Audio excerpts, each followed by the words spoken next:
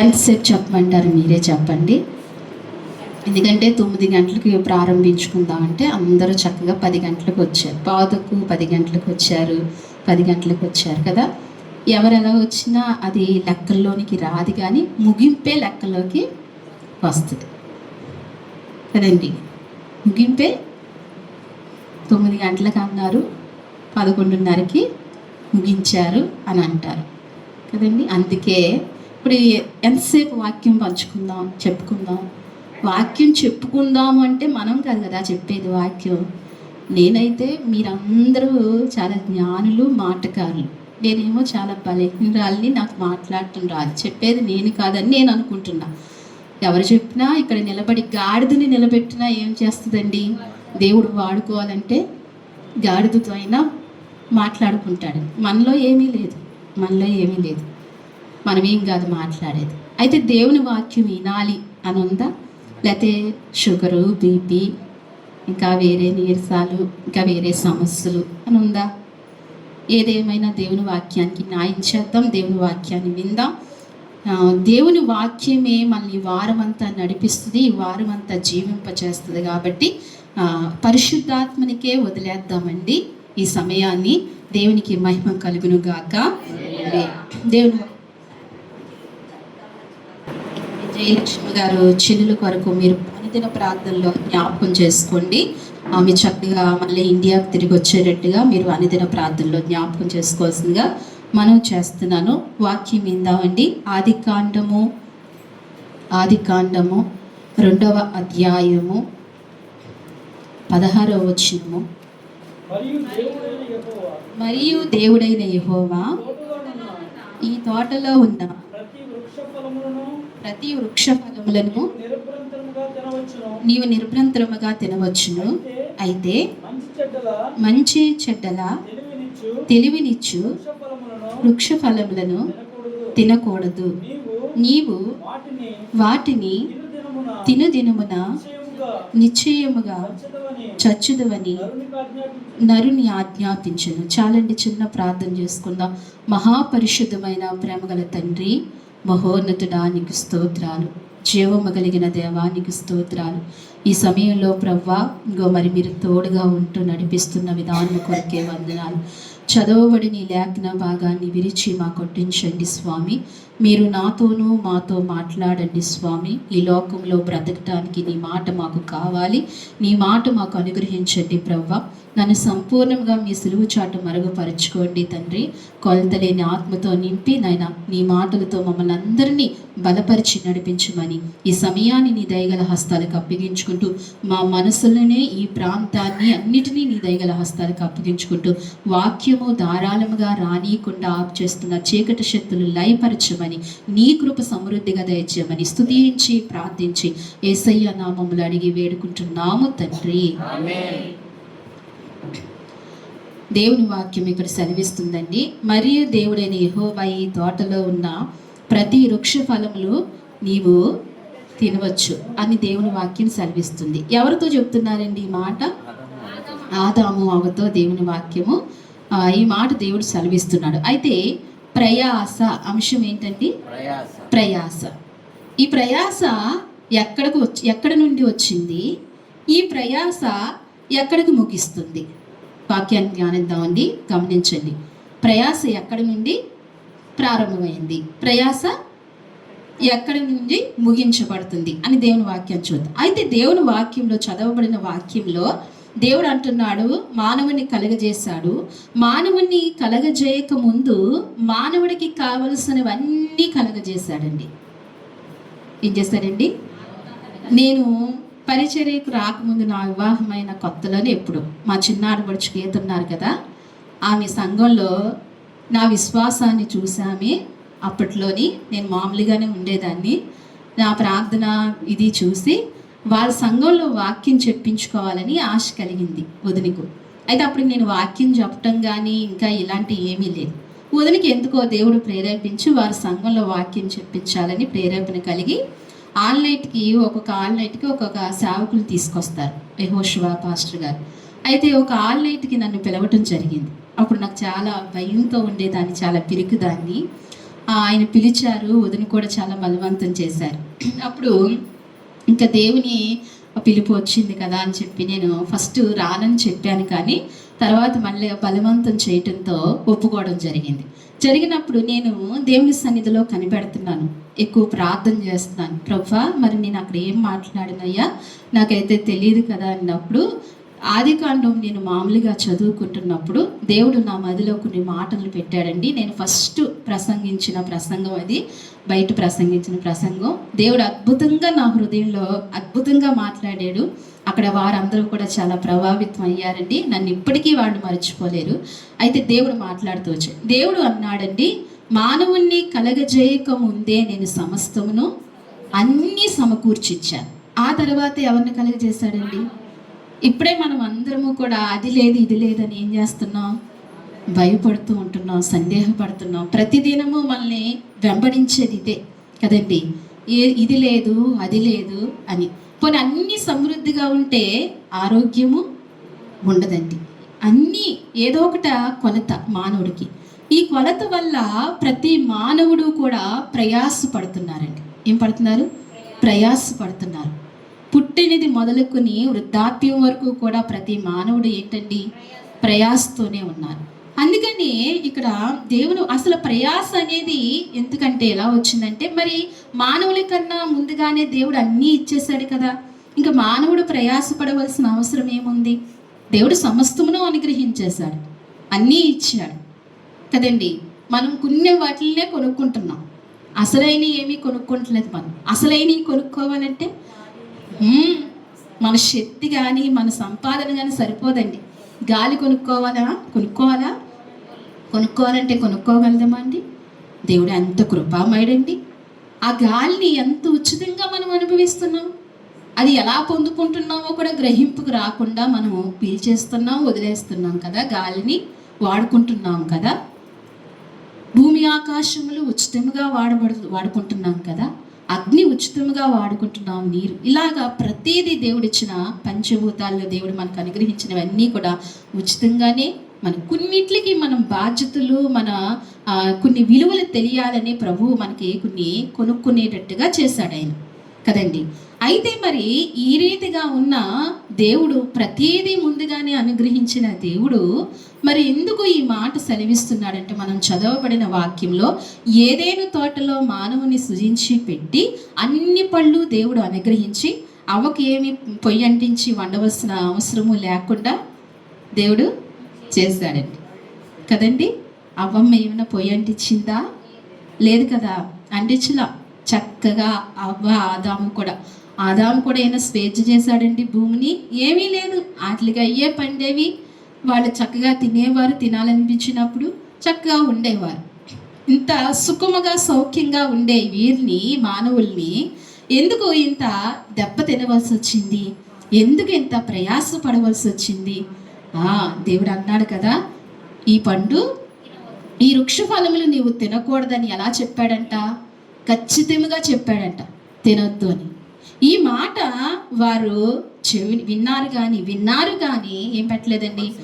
మనలాగే మనం కూడా ప్రతి ఆదివారం, నాతో సహితం ప్రతి ఆదివారం ఏం చేస్తామండి? వాక్యం వింటాం. ప్రతి మీటింగ్లో ప్రతి దైవజనుడు చెప్పే వాక్యం వింటాం. ఇప్పుడు ఇంకా విడివిడిగా వాక్యాలు మనకు అందుతున్నాయి. ఫోన్ ఇలా నొక్కితే చాలు, ఏంటండి, ఇష్టమైన దైవజనుడు వాక్యము పెట్టుకోవాలంటే పెట్టుకోవచ్చు కదా, వస్తుంది, వింటున్నాం కానీ ఏం చేయలేకపోతున్నాం? ఏది కూడా ఆచరణలోకి, ప్రతి ఒక్కరము కూడా ఆచరణలోనికి రాలేకపోతున్నాయి. అలాగనే ఆదాము అవ్వ కూడానండి ఆ వృక్ష ఫలంలో తినవద్దంటే ఆయన ఖచ్చితంగా చెప్పారు, కానీ వాళ్ళు ఏం చేశారండి? అపవాది ద్వారా ఆ ఏదోను తోటలోనికి అపవాది రావటానికి వీలు లేదు సుమా. అపవాది రావటానికి ఏదేని తోటలోనికి వీలు లేదు. దేవుడు కంచి వేశాడు. దేవుడు ఏం చేశాడండి? కంచి వేశాడు. అలాగనే స్వేచ్ఛ కూడా ఇచ్చాడండి. మానవులకి ఏమి ఇచ్చాడండి? స్వేచ్ఛ ఇచ్చాడు. పాపము చేయటానికి దేవుడు అడ్డుకోవచ్చు. ఆనాడు ఆదాముని అవ్వని అడ్డుకోవచ్చు, ఈనాడు నిన్ను నన్ను అడ్డుకోవచ్చు. కానీ అడ్డుకోడు. ఆయన ఏమిస్తాడండి? స్వేచ్ఛ ఇస్తాడు. పాపము చేయడానికి స్వేచ్ఛ ఇస్తాడు. దాని పరిణామం మనం తెలుసుకునే వరకు కూడా ఆయన ఏం చేస్తాడండి? స్వేచ్ఛగానే వదులుతాడు, స్వేచ్ఛగానే వదులుతాడు. పాప పరిణామం మనకి సుఖంగానే ఉంటుంది. ఆలోచించిన తర్వాత తెలుస్తుంది దాని అది ఎంత ప్రమాదం అని, అది అప్పుడు తెలుస్తుంది. అయితే ఇక్కడ దేవుడు స్వేచ్ఛగానే వారిని వదిలారు. కానీ ఇక్కడ తినవద్దన్న చెప్పిన తర్వాత వారు తిన్నారు కదా, అందుకే దేవుని వాక్యం అంటుంది ఆజ్ఞాతిక్రమమే ఏంటండి? ఆజ్ఞాతిక్రమమే పాపము, పాపముకు వచ్చే జీతము మరణం. అందుకే మరణం వచ్చింది, ప్రయాస వచ్చింది. అది ఇక్కడ ఇలాగుండగా ఇక్కడ 3వ అధ్యాయంలో, అదే ఆదికాండము 3వ అధ్యాయము 15వ వచనం చూడండి ఒకసారి. మరియు నీకును స్త్రీకిని నీ సంతానమునకును ఆమె సంతానమునకు వైరము కలగజేసెను, అది నిన్ను తల మీద కొట్టెను, నీవు దాన్ని మడిమ మీద కొట్టెదవని చెప్పెను. చదవండి. ఆయన స్త్రీతో నీ ప్రయాసమును నీ గర్భవేదనను నేను మిక్కిలి హెచ్చించెదను, వేదనతో నీవు పిల్లల కందువు, నీ భర్త ఎడల నీకు వాంఛ కలుగును, అతడు నిన్ను ఏలినని చెప్పెను. ఆయన ఆదాముతో నీవు నీ భార్య మాట విని తినవద్దనని నేను నీకు ఆజ్ఞాపించిన వృక్షఫలములు తింటివి గనుక నీ నిమిత్తము నేల శపింపబడి ఉన్నది, ప్రయాసతో నీవు బ్రతుకు దినములని నీవు దాన్ని పంట తిందువు. చాలండి. ఇక్కడ అంటున్నాడు, ఇక్కడ దేవుడు వచ్చండి ముగ్గురిని శపించారు. దేవుడు వచ్చి ఎవరిని శపించాడండి? దేవుడు వచ్చి స్నేహం చేసేవారు, దేవుడు వచ్చి చక్కగా మాట్లాడేవారు. ఈ ఆజ్ఞాతిక్రమంతోనే దేవుడు ఇప్పుడు వచ్చి ఏం చేశాడండి? దేవుడు శపించాడు. మొదటగా ఎవరిని శపించాడు? ఎవరిని శపించాడండి? పావుని శపించాడు. ఎందుకు? కారణం ఎవరు? అపవాది. అది చోటిచ్చింది కదా. పావుని ఎందుకు శపించాడో తెలుసా?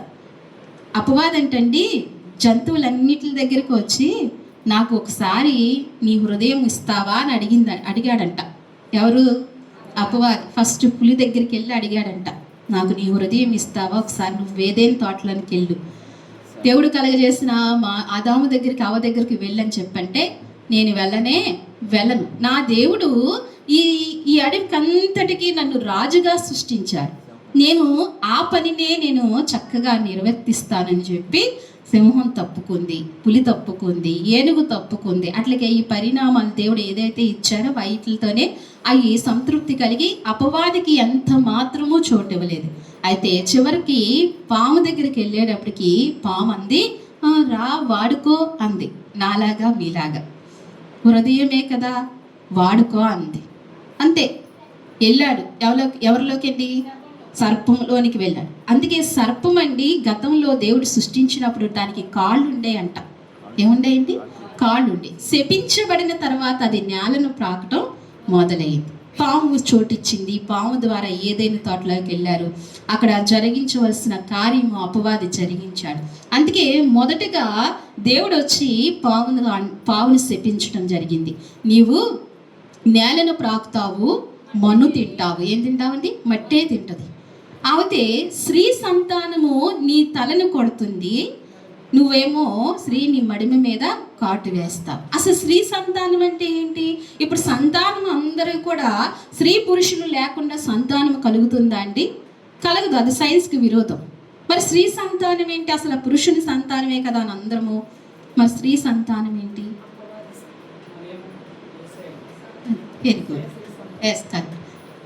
ఎవరేంటండి? మరియ ద్వారా యేసుక్రీస్తు ప్రభువారు పుట్టారు. పురుషులు లేకుండా ఎవరు పుట్టారండి? యేసయ్య ఒక్కరే పుట్టారు. దేవునికి మహిమ కలుగును గాక. పురుషులు లేకుండా మరియ గర్భమును ధరించిన యేసుక్రీస్తు. ఇప్పుడు యేసుక్రీస్తు ప్రభువారు ఎవరి సంతానము? స్త్రీ సంతానం కదండి. ఆయన తలను ఏం చేశాడు? ఇప్పుడు సిలువ పైన అపవాది తలను ఏం చేశాడండి? చిరగొట్టాడు. దేవునికి మహిమ కలుగును గాక. అపవాది తలని ఎవరికి చిరగొట్టారు? యేసయ్య సిలువ పైన చిరగొట్టాడు. అందుకే ఈ వాక్యం ఇక్కడ అదే అంటున్నాడు, స్త్రీ సంతానము నిన్ను తల చితగొడుతుంది. ఏంటండి? స్త్రీ సంతానం నిన్ను తల చితగొడుతుంది. యేసుక్రీస్తు ప్రభువారు సిలువలో అపవాది తలను చితగొట్టాడు. అయితే పాము కాటు వేసేటప్పుడు ఎక్కడ కాటు వేస్తుందండి? మానవుని కాళ్ళ దగ్గర, మడిమి దగ్గర కాటేస్తుంది కదండి. ఇప్పుడు అపవాది శక్తంతా దేవుడు చితగొట్టేశాడు, అలాగే దాన్ని శపించాడు. అదొక మర్మం అండి. అయితే ఇక్కడ మరొకటి ఏంటంటే, రెండవదిగా ఎవరిని శపిస్తున్నాడంటే స్త్రీని శపిస్తున్నాడు, అవ్వని శపిస్తున్నాడు. రెండవది ఎవరిని శపిస్తున్నాడండి? స్త్రీని శపిస్తున్నాడు. దయించి దేవుని వాక్యాన్ని విందాము.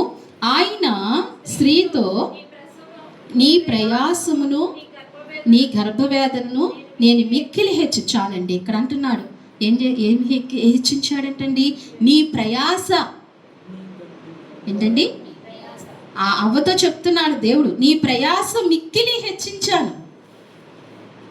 ఇక్కడ మొదలైంది ఏంటి? ప్రయాస ఇక్కడ మొదలైంది. మానవుడికి ప్రయాస ఇక్కడ మొదలైంది. అంతకుముందు ప్రయాస లేదు. ఆదామికి అవ్వకి ప్రయాస లేదు. ఇక్కడ మొదలైంది. దేవుడు వచ్చి అంటున్నాడు అవ్వతోని, నీ ప్రయాసను నీ గర్భవేదను నేను మిక్కిలి హెచ్చించి ఉన్నాను. బాగా చేశాడంటండి, మిక్కిలి హెచ్చించాడంట. ప్రయాసను వేదన ఎక్కువ చేశాడు. అందుకే కదా స్త్రీ ఒక ప్రసవ వేదన మళ్ళా జన్మ పొందుకున్నట్టేనంటండి కదండి. అంత కష్టముతో స్త్రీ బిడ్డను కంటూ ఉంటుంది కదండి, అంత కష్టంతో కంటుంది. అందుకనే ఇక్కడ దేవుడు అన్నాడు, నీ ప్రయాసను నీ గర్భవేదన మిక్కిలి హెచ్చించాను. శపించు దాన్ని బట్టే దేవుడు ఇప్పుడు ఆజ్ఞ అతిక్రమం దాన్ని బట్టే ఏమొచ్చిందండి? మానవుడికి ప్రయాస వచ్చింది. గుర్తుపెట్టుకోవాలి, ప్రయాస ఎక్కడ ప్రారంభమైందంటే ఇక్కడ ప్రారంభమైంది. మానవుడికి ఇక్కడ ప్రారంభమైంది ప్రయాస. అవ్వను ఇలా శపించిన తర్వాత దేవుడు ఆదాము దగ్గరకు వచ్చి అంటున్నాడు. ఇక్కడ అది కూడా చూద్దాం, చూడండి. మిక్కిలి హెచ్చించెను, నీ పిల్లలను వేదనతో పిల్లలను కందువు, నీ భర్త ఎడల నీకు వాంఛ కలిగిన అతడు నిన్ను ఏలదునని చెప్పెను. ఆయన ఆదాముతో, నీవు నీ భార్య మాట విని తినవద్దన్న నేను నీకు ఆజ్ఞాపించిన వృక్షమును తింటివి గనుక నీ నిమిత్తము నేల శపింపబడి ఉన్నదని ప్రయాసతో నీవు బ్రతుకు దినములన్నీ దాని పంట తిందువు. ఇప్పుడు ఆదాముని ఏం శపించాడండి? ఏం శపించాడు ఆదాముని? ఇక్కడ ఒక మర్మం దాగి ఉన్నది. పంట పండించుకుని తినమన్నాడు ఆదాము. పురుషులు కష్టపడితేనే కానీ కుటుంబము జీవన విధానము సాగదు. అయితే ఇక్కడ అంటున్నాడు, నిన్ను ఆదాముని శపించలేదు సుమా. ఇక్కడ గమనించాలి, ఎవరిని శపించలేదు? పురుషులు ఈ మాట వినాలి. ఎవరిని శపించలేదు? పావుని శపించాడు, అవ్వను శపించాడు. ఇక్కడ ఆదాముని శపించలేదు. ఏమంటున్నాడంటే, నిన్ను బట్టి నేల శపింపబడింది. దేవుని వాక్యాన్ని చూడండి. ఇక్కడ ఏమంటున్నాడండి? ఒకసారి చదువుతారా వాక్యము, మీకు అర్థమవుతుంది. తింటివి గనుక నీ నిమిత్తము నేల శపింపబడి ఉన్నది. చాలండి, చూడండి. ఆదాముతో దేవుడు ఏమంటున్నాడు? నీ నిమిత్తము నేల శపింపబడింది. దయించు పురుషులారా, మీరు శపింపబడిన వారు కాదు, కానీ మీ నిమిత్తము కుటుంబం శపించబడుతుందేమో చూసుకోండి. కానీ మీ నిమిత్తము సంఘము శపించబడుతుందేమో, మీ నిమిత్తము మీ ప్రాంతము శపించబడుతుందేమో, మీ నిమిత్తము మీ బిడ్డలు శపించబడుతున్నారేమో. అందుకే పురుషులు చేతులెత్తి ప్రార్థిస్తే చాలా దీవెన. పురుషులు చాలా ప్రార్థన చేస్తే అది ఎంతో కృపకతో నిండి ఉంటుంది. ఆ ప్రాంతమైన, సంఘమైన, కుటుంబం అయినా. స్త్రీల కన్నా పురుషులు ఏం చేయాలండి? ఎక్కువగా ప్రార్థన చేయాలి. పురుషులు ప్రార్థించిన కుటుంబాలు చాలా వర్ధిల్లినట్లుగా మనం చూస్తున్నాం. దేవుని నామానికి మహిమ కలుగును గాక. ఇక్కడ అపవాది శపించబడ్డాడు, ఇక్కడ అవ్వ శపించబడింది, పురుషుడు ఆదాము శపించబడి. ఆదాము నిమిత్తము ఏ శపించబడిందండి? నేల శపించబడింది. అందుకే మన కుటుంబాల్లో ఉన్న పురుషులు ప్రార్థనాపరులుగా మార్చబడును గాక, వారు అహర్నిశలు ప్రార్థించును గాక. మన బిడ్డలకు అటువంటి ప్రార్థన నేర్పిందామండి, అటువంటి ఆత్మలో మనం నడిపిందాం. మన భర్తలైనా బిడ్డలైనా అది ఉండును గాక. ఇక్కడ దేవుని వాక్యం అందుకే సెలవిస్తుంది. ఇక్కడ నిన్ను బట్టి నేల ఏమైపోయిందంట? శపించబడింది. అందుకే పురుషుని బట్టి ఏమైంది? నేల శపించబడింది. అయితే ప్రయాస అనేది ఇక్కడ ఎక్కడొచ్చిందండి? మొదటిలో అవ్వ దగ్గర నుంచి ప్రారంభమైంది ప్రయాస. ఈ ప్రయాస ఎలా కొనసాగుతూ వచ్చిందంటే, అలాగా ప్రతి మానవుల్లోని ఏమవుతుందండి? ఇప్పుడు ప్రయాసే.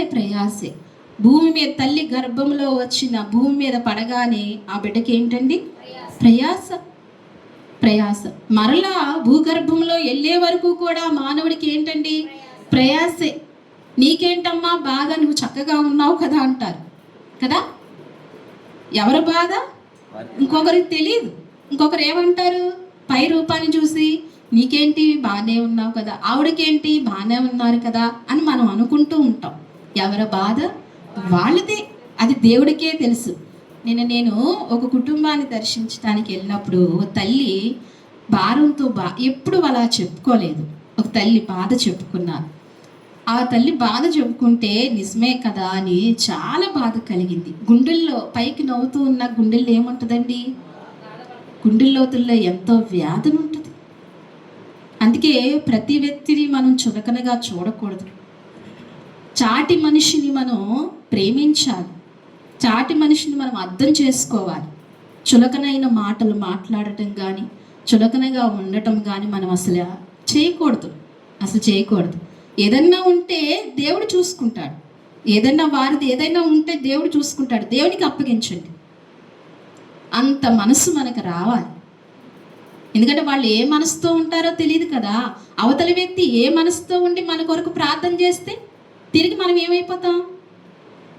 శపించబడిపోతాం కదండి. ఆ వ్యక్తి మంచి మనసుతో ఏం చేస్తుంది? మన కొరకు ప్రార్థన చేస్తుంది. మనం ఏం చేస్తాం? ఆ వ్యక్తిని అనవసరంగా ఏదోటి అనుకుంటాం. అప్పుడు న్యాయమూర్తి కదా ఆయన న్యాయవంతుడు కదా, ఆయనకి సమస్తము తెలుసు కదా. అంతరంగములు ఎరుగున్న వాడు ఆయన మామూలు వాడు కాదు, సామాన్యుడు కాదు ఆయన. ఇందాక మనం ఆరాధించామే, నీ జ్ఞానాలతో ఆకాశములు ఏం చేస్తున్నాడు ఆయన? అయ్యో బాబోయ్, ఆకాశం చూస్తే ఎంత ఉంటుందండి మనకు? అసలు ఆయన జ్ఞానంతో ఆకాశం కొలవటం ఏంటి అంటే, ఆయన ఎంత పెద్దవాడు, ఎంత ప్రభావం కలిగిన వాడు, ఆయన ఎంత శక్తి కలిగిన వాడు. అలాంటి దేవుణ్ణి మనం ఆరాధిస్తున్నాం, అలాంటి దేవుణ్ణి మనం సేవిస్తున్నాం. కాబట్టి మనం పూర్తిగా మారిపోవాలి. మార్పు మనలో రావాలి. దేవుడి కృప మనకు ఉండాలి. అయితే ఇక్కడ అంటున్నాడు, దేవుని వాక్యం ఇక్కడ సెలవిస్తుంది. ప్రయాస ఎలాగ ప్రారంభమైందంటే, ఇక్కడ అదే ద్వితీయోపదేశ కాండంలో ఒకసారి ప్రయాస అలా జరుగుతూనే ఉంది. పుట్టిన మానవుడు చనిపోయే వరకు ప్రయాస సాగుతూనే ఉంటుంది. అయితే కొంతమంది ఒక ప్రయాసను మనం చూద్దాం. ద్వితీయోపదేశ కాండము 26వ అధ్యాయము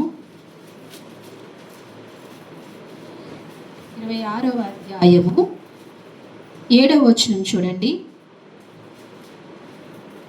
మనము మన పితరుల దేవుడైన యెహోవాకు మొరపెట్టినప్పుడు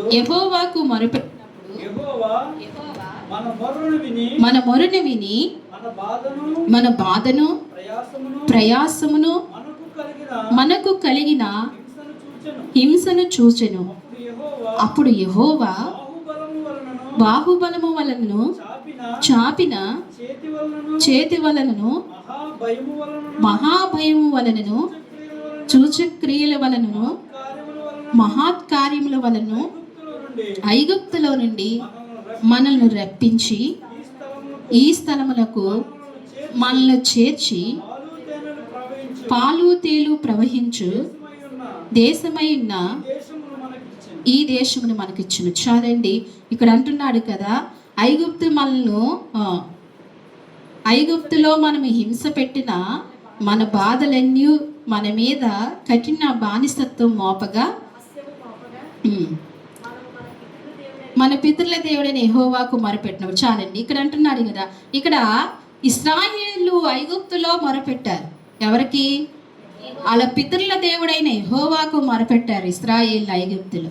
అయితే ఐగుప్తులో వీరు ఏమై ఉన్నారంట? చాలా బానిసగా ఉన్నారంట, చాలా ప్రయాసతో ఉన్నారంట, చాలా బాధతో ఉన్నారంట. ఐగుప్తులో వీరు ఎలా ఉన్నారండి? ప్రయాసతో, భారంతో, బాధతో ఉన్నారు. ఐగుప్తులో బానిసత్వంగా ఉన్నారు. వీరు హింసింపబడుతున్నారు. చాలా హింస చూశారు వీళ్ళు. ఐగుప్తీయులు వీళ్ళని హింసిస్తున్నారు. ఇశ్రాయేలు ఇలాంటి హింస చూశారు. అయితే వారు పితరుల దేవుడైన యెహోవాకు మొరపెట్టినప్పుడండి, వారు ప్రయాస చూశారా లేదా? వారు ప్రయాస చూశాడా లేదా? దేవుడు ప్రయాస చూశాడు. నా ప్రయాస కూడా దేవుడు చూస్తాడండి. ఎందుకంటే ప్రయాస దేవుడు ఇచ్చాడు కదా. పాపం వల్ల వచ్చింది ఈ ప్రయాస. ఎప్పుడైతే క్రీస్తు రక్తంలో కడగబడిన తర్వాత, ఆయన రక్తంలో శుద్ధీకరణ చేయబడిన తర్వాత, నీ ప్రయాస ప్రతిదీ ఆయన వినుకుల్లోనికి వెళ్తుంది. ఆయన చూస్తాడు. అందుకే మనం ప్రయాస పడుతూ ఏమవుతూ ఉంటామండి, మరలా లేస్తూ ఉంటాం. పడుతూ ఉంటాం, మళ్ళా లేస్తూ. ఇలాగనే ఇశ్రాయేలు పడిపోయిన రీతిగా ఐగుప్తులో బానిసత్వం, హింస, ప్రయాస పడుతుంటే యెహోవాకు మొరపెట్టినప్పుడు వారు ప్రయాసను ఆయన చూసి ఏం చేశారంటే, ఆయన యెహోవా బాహుబలము చాపాడు. ఏం చాపాడండి? యెహోవా బాహుబలము చాపి ఈ ఐగుప్తు నుంచి వారిని ఏం చేశాడండి? విడిపించి ఎక్కడికి నడిపించాడు? పాలు తేలు ప్రవహించు కానానుకు నడిపించాడండి. ఆ రోజు అలా జరిగింది. మోషేను ఎన్నుకున్నాడు. మోషేను నాయకత్వాన్ని ఎన్నుకొని, మోషే నాయకుడిగా పిలుచుకుని ఐగుప్తు నుంచి ఆ ప్రజలను విడిపించాడు. నూతన నిబంధన ఇశ్రాయేలుకు ప్రభువైన యేసుక్రీస్తు వారు ఈ లోకానికి వచ్చారు. మోషేని ఎలాగైతే ఆ ఇశ్రాయేలుకు నాయకుడిగా ఉండి ఐగుప్తులోంచి అలాగ విడిపించాడో, నూతన నిబంధన ఇశ్రాయేలు అంటే మనకు ఆయన మోషే వలె ఆయన ఇక్కడికి రావటం జరిగింది. ఎక్కడికి రావటం జరిగిందండి? మోషే వలె ఇక్కడికి రావటం జరిగింది. ఆయన ఈ లోకమైన ఐగుప్తులో నుండి మనల్ని ఏం చేస్తున్నాడు? ఇప్పుడు విడిపిస్తున్నాడు. మనకున్న ప్రయాస నుంచి, మనకున్న బాధల నుంచి, మనకున్న వ్యాధుల నుంచి ప్రభువైన యేసుక్రీస్తు వారు ఏం చేస్తున్నారండి? ఇప్పుడు విడిపిస్తున్నాడు. ఆ రోజు ఆయన బాహుబలము చాపి ఐగుప్తులోంచి ఇశ్రాయేలును నడిపించినట్లుగా ఈరోజు ఆయన బాహుబలమైన యేసుక్రీస్తు వారిని భూమి మీదకు పంపి మళ్ళీ ఏం చేస్తున్నాడండి? శ్రమలలో నుండి, బాధల్లో నుండి మళ్ళీ ఏం చేస్తున్నాడు? ఆయన విడిపిస్తున్నాడు.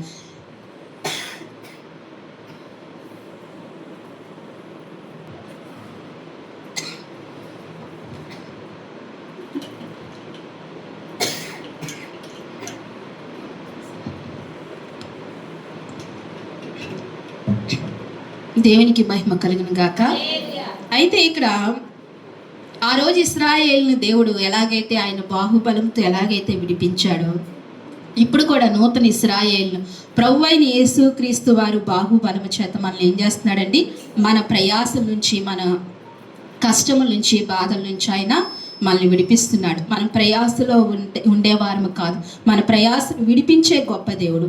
మన ప్రయాస దేవుడు కృప చూపించే దేవుడు, గొప్ప దేవుడు. అలాంటి ప్రయాసలోంచి మనం విడిపింపబడుతున్నాం. ఇశ్రాయేలు ఏం చేశారండి? ఇశ్రాయేలు ఏం చేశారు? మొరపెట్టారు. ఏం చేశారు? ఇశ్రాయేలు యెహోవాకు మొరపెట్టారు.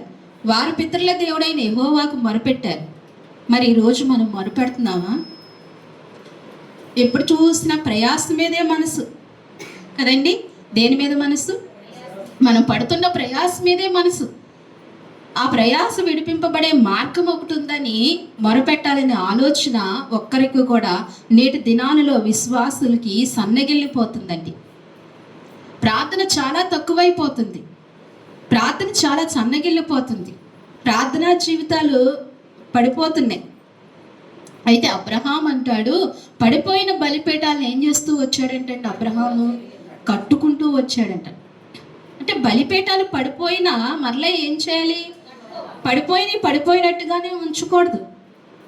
నువ్వు గత కాలంలో నువ్వు దేవుని విశ్వసించిన దినాలలో, ప్రారంభ దినాలలో నువ్వు ఎలాగైతే కట్టబడి ఉన్నావో ప్రార్థన చేత నీ హృదయాన్ని, ఒకవేళ నువ్వు సాగుతూ ఏమైపోయావండి? పడిపోతే కనుక మరలా ఏం చేయాలి? మరలా కట్టుకోవాలి. ఇందాక ఆరాధించినప్పుడు నా హృదయంలో, మా హృదయ వాకిట్లో నిలిచి ఏం చేస్తున్నాడంటే ఆయన, మన హృదయ వాకిట్లో నిలిచి ఆయన తలుపు తడుతున్నాడంటే అప్పుడు నాకు వచ్చిందండి నిజంగా నా వేదన. నువ్వు ఎన్నిసార్లు నా హృదయం ముందు నిలిచి నువ్వు నన్ను పిలిచావయ్యా కదమ్మా. ఎన్నిసార్లు ఆయన మన హృదయం ముందు నిలిచి పిలవట్లేదండి. ఇప్పటికీ ఇంకా పిలుస్తున్నాడు. నీవే నీ హృదయ తలుపులు తెరవట్లేదు. ఇంకా నువ్వు పడిపోయిన చోటనే ఉన్నావు. నువ్వు ఎక్కడైతే పడిపోయావో అక్కడే ఉన్నావు. అదే జీవితం అనుకుంటున్నావు. దయించి కళ్ళు తెరవాలి, ఆత్మీయ కళ్ళు తెరవాలి, నీ హృదయాన్ని తెరుచుకోవాలి. ప్రభు చాలా దుఃఖపడుతున్నాడండి, చాలా దుఃఖపడుతున్నాడు. నువ్వంటే ఎంత ఇష్టమో తెలుసా ఆయనకు. నువ్వంటే చాలా ఇష్టం ఆయనకు. ఈ లోకంలో నిన్ను ప్రేమించేవారే లేకపోవచ్చేమో, కానీ నిన్ను ప్రేమించేవాడు సృష్టికర్త ఉన్నాడు. నిన్ను ప్రేమించేవాడు ఎలాంటి వాడండి? మహానీయుడు, మహోన్నతుడు. ఆయన ఒక్కడు సరిపోతాడు కదా. అలాంటి దేవుడు నిన్ను మనసారా ఆయన ప్రేమిస్తుంటే, నీ హృదయపు వాకిట్లో నిలిచి ఆయన నీ తలుపు తడుతుంటే నువ్వు ఆయన స్వరం వినట్లేదు. ఆయన తలుపు తీయమంటే నువ్వు తీయలేకపోతున్నావు, తీయట్లేదు. ఈ రోజుకి నేను పిలుస్తున్నాడు, ఇప్పటికీ నేను పిలుస్తున్నాడు. నువ్వంటే ప్రాణం, పిచ్చి. అందుకే నీ కొరకు ఏం పెట్టాడండి? నీ కొరకు ఏం పెట్టాడు? ప్రాణం. ఎవరు ప్రేమించగలరండి ఇలాగా? ఎవరు ప్రేమిస్తారు ఇలాగా? ఎవరు ప్రేమించగలరు? ఎవరి ప్రేమైనా అవసరమైన ప్రేమ, ఎవరి ప్రేమైనా వ్యర్థమే. అవసరార్థమైన ప్రేమ ఎవరిదైనా. కానీ నిన్ను నన్ను ప్రేమించిన యేసుక్రీస్తు ప్రేమ అలాంటిది కాదు. నీ నుంచి ఆయన ఏమీ తీసుకోవాలనుకుంటలేదు, నీ నుంచి ఏమీ ఆయనకు అవసరం లేదు. నీ నుంచి ఏమీ అవసరం లేదు ఆయనకు. ఏ స్వార్థము ఆశించని ప్రేమ నీ పట్ల ఆయన చూపుతున్నాడు. ఆయన నీ హృదయం తెరవమని అడుగుతున్నాడు. కానీ మనం ఏం చేస్తున్నామండి? ఆయన తెరవట్లేదు అసలు. ఆయన సన్నిధికి మనము నిలవట్లేదు అసలు. అందుకే మన ప్రయాసలు, మన దుఃఖము, మన వేదన అధికములు అవుతున్నాయి. ఆయన చెప్తున్నాడు, ఆయన స్పష్టంగా చెప్తున్నాడు, మీ ప్రయాస నేను చూశాను. ఇక్కడ ఇశ్రాయేలు ప్రయాస ఏం చేశాడంటండి? ఆయన చూశాడంట. ఇశ్రాయేలు ప్రయాస ఆయన విన్నాడంట, వారు మొర విన్నాడంటండి. నువ్వు మొరపెట్టింది ఏది? బారుబరుదంగా మొరపెట్టింది ఏది? ఏక మనసుతో ఎప్పుడైతే మనం దేవుని సన్నిధిలో ఉండి ఆయన ఆరాధిస్తామో, మన ఈ చిన్న సంఘం కావచ్చు, వచ్చింది 2-3 కావచ్చు, నిండు మనసుతోనండి. కాలేబు యెహోషువ వలె. బా, ఇశ్రాయేలు ఎంతమంది ఉన్నారండి? 40 లక్షల మంది అంటండి. కానీ నిండు మనసుతో ఎలా వచ్చారంటండి? 2 వచ్చారంట. ఒక్కరా, ఇద్దరా, వేల కొలిదా, లక్షల కొలిదా కాదు ప్రభు చూసేది. మందిరమా కాదా అనేది ప్రభు చూసేది అది కాదు. హస్తకృత ఆలయంలో నేను నివాసం చేయనని ఆయన వాక్యమే అంటే అనుకూలంగా ఆరాధించుకోవడానికి ఒక స్థలము కావాలి, అంతవరకే. కానీ నీ హృదయ మందిరంలో ఆయన నివాసం చేయాలని కోరుకుంటున్నాడు. నీ హృదయ మందిరంలో ఆయన ఉండాలని కోరుకుంటున్నాడు. అందుకే నీ మొర వినాలి అంటే ముందు నీ హృదయాన్ని ఏం చేయాలండి? నీ హృదయాన్ని సిద్ధపాటు చేసుకోవాలి, నీ హృదయాన్ని తెరవాలి. 1-2 ఉన్న మనస్ఫూర్తిగా ఆరాధించాలి. ఇది పరలోకపు గవినే అన్నట్టుగా చేయాలి. నీ ఆరాధన నా ఆరాధన ద్వారా దేవునికి మహిమ కలుగును గాక. ఈ మాట ఎక్కడుంది? యాకోబు ప్రయాణం చేస్తున్నప్పుడు తను ఒక స్థలంలో ఏం చేశాడండి? రాయిను తలగడగా చేసుకుని ఆ నైట్ అంతా పెనుగులాడాడండి. ఎవరు? యాకోబు. ఎవరు? ఒక్కడే. ఎవరండి? ఒక్కడే పెనుగులాడుతూ వచ్చాడు. మనసుతో పెనుగులాడు, హృదయంతో పెనుగులాడాడు. దేవుని అనుభవిస్తూ దేవుని పిలిచాడు. అంతే. అదేమైపోయిందండి? దేవుడి సన్నిధి అయిపోయింది. దేవుడు వచ్చేసాడు. ఏం చేశాడండి? దేవుడు ఆ స్థలానికి వచ్చాడు. ఒక్కడే యాకోబు పిలిచినవాడు.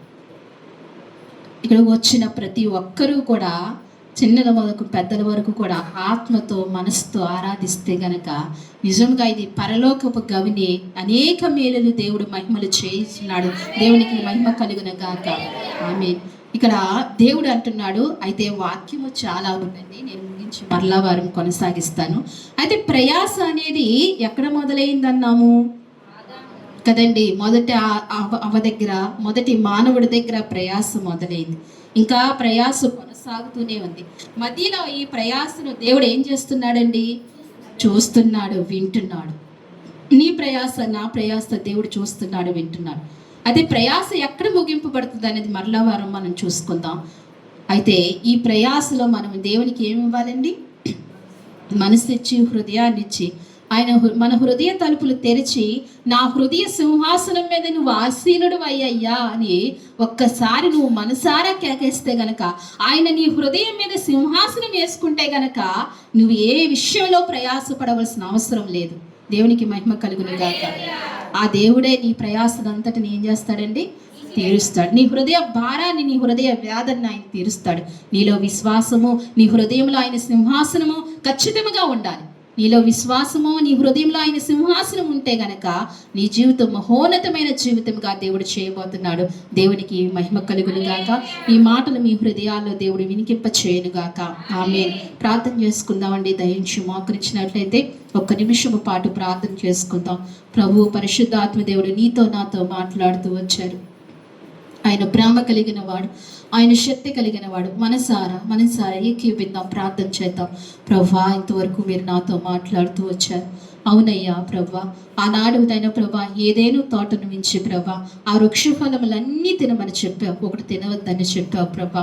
అయితే నీ మాట వినక తిన్నారు ప్రభా. ఆజ్ఞాతిక్రమమే పాపము అని నీ వాక్యం సెలవిస్తుంది ప్రభా. పాపము ద్వారా మరణము అని నీ వాక్యం సెలవిస్తుంది కాబట్టి అయ్యా, వారు నైనా ప్రభు వారు తినద్దన్నది తిన్నారు కాబట్టి ప్రభా నీ ఆజ్ఞను అతిక్రమించారు. వారికి పాపం వచ్చింది, పాపంతో పాటు ప్రయాస వచ్చిందని నీ వాక్యము సెలవిస్తుంది ప్రభా.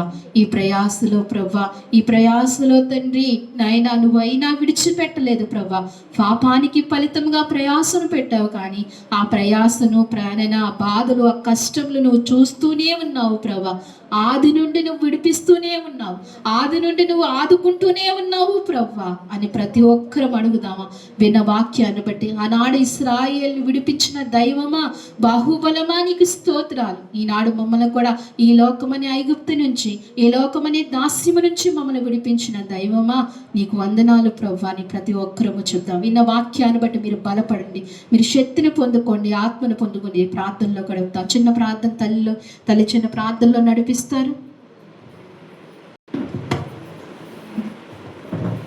అందరూ లేచి దేవుని పానికి సమర్పించుకున్నాను. మధ్య నా బ్రదర్ ఉన్నారు, పాట పాడతారు. వాళ్ళ బ్రదర్కి మనసుతో వందనాలు చెల్లిస్తా అండి. అందరూ కూర్చుందాం. మరి శుక్రవారం ఉపవాస కూడిక 7 గంటలకు ప్రతి ఒక్కరూ రావాల్సిందిగా చేతులు జోడించి మనవి చేస్తున్నాను. అలాగే తిరిగి ఆదివారం ఆరాధన అండి యథావిధిగా 11 గంటలకే పెట్టేసుకుందాం. ఇటు కాకుండా 10ంటికి వస్తున్నారు, కష్టమవుతుంది. ఇంకా కొంచెం చల్లబడింది కాబట్టి ఎండలున్నా మీరే భరించి దాన్ని మీరు సహకరించవలసిందిగా మనవి చేస్తున్నాను. ఈ నెల శుక్రవారం సాయంత్రం పెడదాము. జూలై నుంచి మొదలు పెడదాం. శుక్రవారం ఉదయం ఈ నెలంతా శుక్రవారము సాయంత్రం 7 గంటలకు ప్రార్థన ఉంటుందండి, ఉపవాస కూడిక. వచ్చే ఆదివారం యథావిధిగా 11 గంటలకి ఆరాధన. రాని వారికి తెలియచేయండి. కరెక్ట్గా 11 లోపులోనే మీరందరూ దైవ సన్నిధిలో ఉండేటట్టుగా చూసుకోండి. సిద్ధపడి రండి, దైవ సన్నిధిలో ఉందాము, దేవుని శక్తిని పొందుకుందాం. అలాగే సాయంకాలం 5 గంటలకు సండే స్కూల్ పరిచర్య ఉంటుంది. మీ బిడ్డలను పంపించండి. ఈ రీతిగా మరి జ్ఞాపకం చేసుకోండి. మీ ఇళ్ళల్లో ఎవరైనా ప్రార్థనలు పెట్టుకోవాలైనా, మీకు ఏమైనా ప్రార్థన సమస్యలున్నా మాకు తెలియచేయండి, ప్రార్థన చేద్దాం. చివరి ప్రార్థన చేసుకుందాం. ఒక మాట అండి, బ్రదర్కు బాబు పుట్టాడు. దేవుణ్ణి మహిమపరచండి. మన అందరం కూడా ప్రార్థన చేశాం కదా బాబు కావాలని.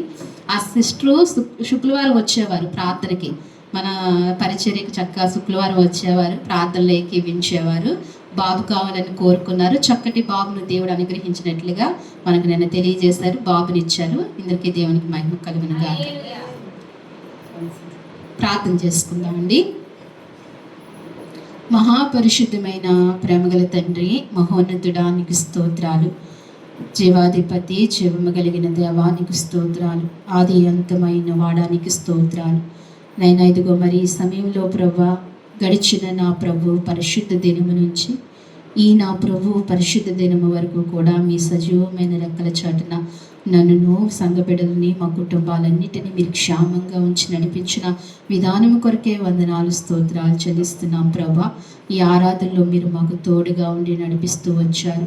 మొదటి ప్రార్థన నుండి ఈ చివరి ప్రార్థన వరకు మీ ఆత్మ సహాయం మాకు సమృద్ధిగా దయచేస్తూ వచ్చినందుకే నీకు స్తోత్రాలు ప్రభా. అన్ని ఘట్టముల్లో మీరు మాకు తోడుగా ఉండి నడిపించినందుకు నీకు స్తోత్రాలు ప్రభా. నువ్వు మహిమ పొందుకున్నందుకు నీకు వందనాలు తండ్రి. ఇంతవరకు మీరు నాతో మాతో మాట్లాడుతూ వచ్చారు స్వామి. ప్రయాస ఎక్కడ ప్రారంభమైందో మాకు తెలియజేశారు ప్రవ్వా. అవును ప్రవ్వా, ఆ ప్రయాసలో ప్రవ్వా మరి అయ్యా నువ్వు ప్రయాసనిచ్చిన దేవా, నువ్వు విడిచిపెట్టక మానవుడిని ఎప్పటికప్పుడు కృప చూపిస్తున్నాడు ప్రవ్వా, కృప చూపిస్తూ నడిపిస్తున్నారు తండ్రి. నీకు వందనాలు స్తోత్రాలు. అవును ప్రవ్వా, ఈ ప్రయాసలో మీరు మాకు ఎంతగానో కృప చూపిస్తున్నారు. మీరు ఇంకనూ మమ్మల్ని పిలుస్తున్నారు ప్రభా. మా హృదయ కౌగిట్లో మీరు ఉండాలని నైనా మా హృదయ తలుపులు తెరవమని మీరు మమ్మల్ని పిలుస్తున్నారు ప్రభా. ఒకవేళ నిర్లక్ష్య పెడుతూ నైనా మిమ్మల్ని నైనా మేము అశ్రద్ధ చేస్తూ ఉంటే మమ్మల్ని దయతో క్షమించండి ప్రభా. విన్న వాక్యాన్ని బట్టి నైనా ప్రభా, మీరు మాట్లాడిన ఈ మాటలను బట్టి తండ్రి మా హృదయాలు తెరుచుకోవడానికి కృప దయచేయండి. మా హృదయాలలో మీరు నైనా సింహాసనాసీనుడు కండి ప్రవ్వా. మా హృదయాల్లోనైనా నిలవండి ప్రవ్వా. సహాయము చేయండి ప్రభా. ఎల్లప్పుడూ నేను స్తుతులకు నాయన యోగ్యుడవైన నీవు ఎల్లప్పుడూ మేము స్తుతించే కృపాభాగ్యంలోని మమ్మల్ని నడిపించమని ప్రార్థిస్తున్నాం ప్రవ్వా. అయ్యా ఇదిగో మరి నువ్వు ఈ లోక ప్రయాసంలో మేము ఉన్నప్పుడు ప్రవ్వా, మా ప్రయాసలు చూసే గొప్ప దేవుడు ప్రవ్వా. నీ బాహుబలాన్ని పంపించే గొప్ప దేవుడు తండ్రి. నీకు వందనాలు తండ్రి. మా ప్రయాసలన్నిటి విషయాల్లో నీ దయగల హస్తాలకు అప్పగించుకుంటున్నాం ప్రవ్వా. మీరు ఇంతవరకు నాతో మాతో మాట్లాడిన మాటలను బట్టి నీకు స్తోత్రాలు చెల్లించుకుంటూ మమ్మల్ని బలపరిచి ఇంకను కృప చూపించి మా ప్రయాసలన్నిటి నుంచి విడిపించి గొప్ప నెమ్మది మాకు దయచేయమని మీ సన్నిధిలో ప్రార్థిస్తున్నాను తండ్రి. వచ్చిన నీ బిడ్డలు మంచి ఆరాధకులుగా మీరు సిద్ధపరచండి. కాలేబు యెహోషువల వలె సిద్ధపరచమని మీ సన్నిధిలో ప్రార్థిస్తున్నాను తండ్రి. ఈ స్థలమందు గొప్ప అద్భుతాలు చేయగలిగిన దేవుడు ప్రభువా, చేసిన దేవుడు, చేస్తున్న దేవుడు, ఇంకా చేయబోతున్న దేవుడు. అందుకు నీకు వందనాలు చెల్లించుకుంటున్నాను స్వామి. ఈ స్థలంలో అడుగుపెట్టిన ప్రతి బిడ్డను మీరు దీవించండి, ఆశీర్వదించండి ప్రభా. ఈ ఆరాధనకు వచ్చిన ప్రతి బిడ్డను నిండు మనసుతో మీరు అయ్యా ప్రభా ఆశీర్వదించమని మీ సన్నిధిలో ప్రార్థిస్తూ అయ్యా ఇచ్చిన సాక్ష్యాన్ని బట్టి నువ్వు మహిమ పొందుకున్నావు. ఇంకా బిడ్డల జీవితాల్లో గొప్ప కార్యాలు మీరు చేయండి స్వామి నాయన. అలాగే నూతనముగా నైనా ప్రభా సహోదరికి ఒక మంచి మగబిడ్డని మీరు ఇచ్చినందుకు నీకు స్తోత్రాలు. అడిగాము, మీరు అనుగ్రహించారు, నీ చిత్త ప్రకారంగా మీరు ఇచ్చారు. మీకు వందనాలు. తల్లి బిడ్డను క్షేమంగా ఉంచి గొప్ప కృపలోనైనా మంచి బలపరిచి నడిపించమని మీ సన్నిధిలో ప్రార్థిస్తున్నాం. ఆ బిడ్డనైనా నీ కొరకు అయా వాడబడే కృప కలిగిన బిడ్డగా ఉండటానికి సహాయం చేయమని మీ సన్నిధిలో ప్రార్థిస్తున్నాను తండ్రి. అలాగే మా సంఘ ప్రియులందరినీ పేరు పేరున మీరు జ్ఞాపకం చేసుకోండి అయ్యా. వారిని బలపరచండి, వారి కుటుంబాలు దీవించండి, ఆశీర్వదించండి అయ్యా. ఇదిగో మరి ఈ సమయంలో ప్రభా వారు కష్టపడి వారమంతా కష్టపడి కష్టార్జితమునైనా ప్రభా వారినైనా నీ మందిరంలోనికి తీసుకొచ్చిన వారి కష్టార్జితాన్ని మీరు ఆశీర్వదించండి ప్రభా. ఫలింప చేయండి. నీకు ఏదైతే ఇచ్చారో ప్రభా వారి జీవితాల్లో ఆశ్చర్యకరంగా ఉండటానికి నీ సహాయమును సమృద్ధిగా దయచేయమని మీ సన్నిధిలో ప్రార్థిస్తూ మా సంఘ ప్రియులకి ఆరోగ్యాలు దయచేయమని బలంతో శక్తితో నింపమని మీ సన్నిధిలో ప్రార్థిస్తూ ఇంకా రాని బిడ్డలు అనేక మంది ఉన్నారు ప్రభా. వారి హృదయాలు తట్టండి, వారు ప్రేరేపించండి, సకాలానికి నీ సన్నిధికి నడిపించండి ప్రభా. వారికి మంచి సమయాన్ని కూడా మీరు అనుగ్రహించమని ప్రార్థిస్తూ ఈ ప్రార్థన ఈ ఆరాధన కూడికినంతటిని మీరు దీవించమని ప్రార్థిస్తూ ముఖ్యంగా ఇదిగో మున్నీని జ్ఞాపకం చేసుకోండి. నీ కుమార్తెకు ఆరోగ్యం దయచేయండి, బలంతో శక్తితో మీరు నింపండి స్వామి.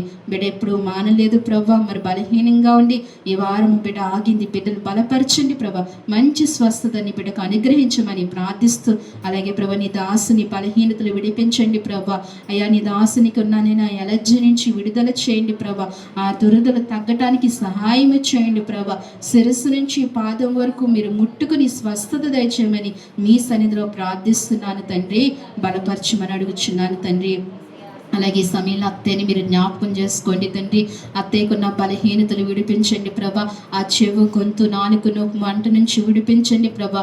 స్వస్థత దయచేయండి, మంచి ఆరోగ్యం తల్లికి అనుగ్రహించమని మీ సన్నిధిలో ప్రార్థిస్తున్నాను. ఇంకా ఈ పరిచర్యలో ఎవరైతే బలహీనలు ఉన్నారో ప్రభా వారందరికీ ఆరోగ్యాలు ఇవ్వండి ప్రభా. సావిత్రి ఆంటీకి మంచి ఆరోగ్యం ఇవ్వండి, బలంతో శక్తితో మీరు నింపండి అయ్యా. ఇదిగో తల్లి లీలావతి గారిని జ్ఞాపకం చేసుకోండి ప్రభా. అయ్యా బెంగళూరు నుంచి ప్రభా ఇక్కడికి నడిపించండి నడిపించండి ప్రభా. మంచి ఆరోగ్యం ఇచ్చి బలపరిచి మంచి కృప ఇవ్వండి. బిడ్డలందరినీ జ్ఞాపకం చేసుకోండి ప్రభా. కుమారి గారిని ఊరిలో ఉన్నారు, నడిపించండి. వారి అన్నయ్య గారికి స్వస్థత దయచేయండి అయ్యా. చంద్ర చెప్పిన ప్రభా, ఉమాని సహోదరికి మంచి ఆరోగ్యం ఇవ్వండి ప్రభా. బలంతో శక్తితో నింపండి స్వామి. ఇంకా ఎవరైతే బలహీనులు ఉన్నారో వారందరినీ ముట్టుకోమని ప్రార్థిస్తున్నాను. అలాగే జయమ్మ గారి కుటుంబాన్ని కూడా ఊరి నుంచి నడిపించండి. ఊరి ఎల్లున్న బిడ్డలందరినీ క్షేమంగా మీరు నడిపించమని మీ సన్నిధిలో ప్రార్థిస్తూ ఈ సమయంలో ప్రభా ఇదిగో మరి లక్ష్మి గారిని, గంగ గారిని, జయలక్ష్మి గారిని ప్రభా, అలాగే తండ్రి నేను ఇదిగో మరి సూర్యవతి గారి తల్లి గారిని ప్రభా, సౌభాగ్యను ప్రభా, అలాగే ప్రభరామ గారిని ప్రభా తండ్రి నాయన అయ్యా ఇదిగో వరలక్ష్మి గారిని ప్రభా, ఇదిగో ఫాతిమాక కుటుంబాన్ని ప్రభా, అలాగే తండ్రి నా రాయలు ప్రియులు తండ్రి గారిని, తల్లి గారిని, జ్ఞానకుమార్ని, హారికాని మనైనా ప్రభా, ఇదిగో ఐశ్వర్యని జ్ఞాపకం చేసుకోండి. అలాగే బ్రదర్ని మీరు జ్ఞాపకం చేసుకోండి స్వామి. అయ్యా అదిగో నీ దాసుని అభిషేక అఖిల్ని ప్రభా, ప్రశాంతిని మీరు జ్ఞాపకం చేసుకోండి. ఇంకా ఎవరైతే ఉన్నారో నీ బిడ్డలందరినీ పేరు పేరున మీరు జ్ఞాపకం చేసుకుని బిడ్డలందరినీ దీవించి ఆశీర్వదించి నీ కృపతో ఇచ్చి నడిపించి పంపించమని నీ స్తుతులకు నైనా పాత్రుడైన దేవానికి స్తోత్రాలు చెల్లించుకుంటూ ఈ ఆరాధన అంతట్లా నీ కాపుదల భద్రత నుంచి క్షేమం నుంచి నడిపించినందుకు నీకు స్తోత్రాలు చెల్లించుకుంటూ స్తుతించి ప్రార్థించి మా ప్రియరక్షకుడైన యేసుక్రీస్తు వారి నామములో అడిగి వేడుకుంటున్నాము తండ్రి. మన తండ్రి అయిన దేవుని ప్రేమయు, కుమారుడైన యేసుక్రీస్తు కృపయు, పరిశుద్ధాత్మ అన్యోన్య సహవాసము మనకు, మన కుటుంబాలకు, సార్వత్రిక సంఘమునకు ఇప్పుడును ఎల్లప్పుడును సదాకాలము దేవుడు తోడైండి నడిపించును గాక. ఆమేన్. యేసు రక్తమే ప్రవేశ రక్తం సంపూర్ణమైన విజయం కలుగును గాక. ఆమేన్, ఆమేన్, ఆమేన్.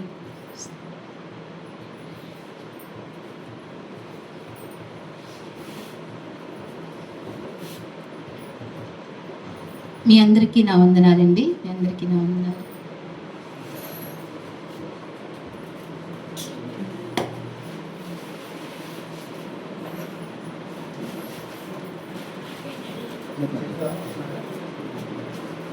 Thank you.